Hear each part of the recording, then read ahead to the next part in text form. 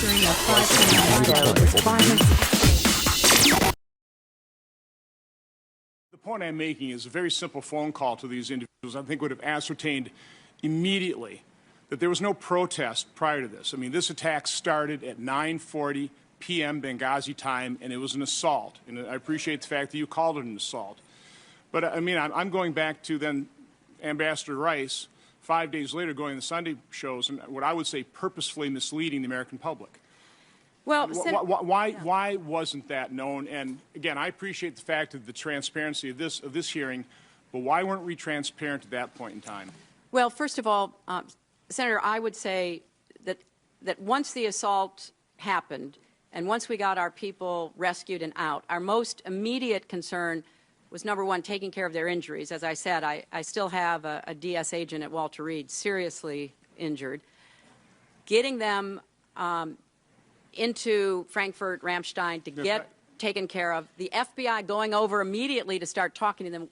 We did not think it was appropriate for us to talk to them before the FBI conducted their interviews. So, and we did not, I think this is accurate, sir, I certainly did not know of any reports that contradicted the IC talking points at the time that Ambassador Rice went on the TV shows. And, you know, I just want to say that, you know, people have accused Ambassador Rice and the administration of, you know, misleading Americans.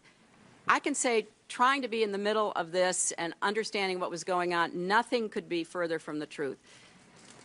Was information developing? Was the situation fluid? Would we reach conclusions later that weren't reached initially? And I appreciate the— Madam Secretary, do you disagree with me that a simple phone call to those evacuees to determine what happened wouldn't have ascertained immediately that there was no protest? I mean, that was a piece of information that could have been easily obtained. Well, but Senator, within hours, if not days. Senator, you know, when you're in these positions, the last thing you want to do is interfere with any other process going I realize, on. I realize that's a good excuse. Number two, well, no, it's the fact. Number two, I would recommend highly you read both what the ARB said about it and the classified ARB, because even today there are questions being raised. Now, we have no doubt they were terrorists, they were militants, they attacked us, they killed our people. But what was going on and why they were doing what they were doing Again, we were misled that there was supposedly protests and then something sprang out of that, an assault sprang out of that. And that was easily ascertained that that was not the fact. And the American people could have known that within days, and they didn't know that. With all due respect, the fact is we had 4 dead Americans. Was it because of a protest, or was it because of guys out for a walk one night who decided they'd go kill some Americans?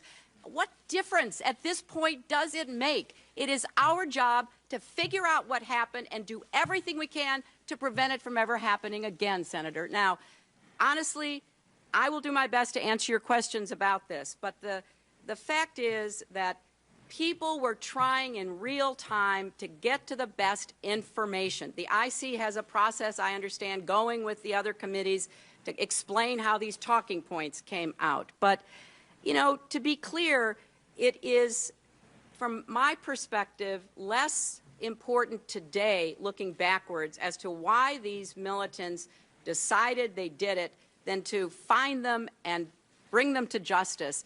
And then maybe we'll figure out what was going on in the meantime.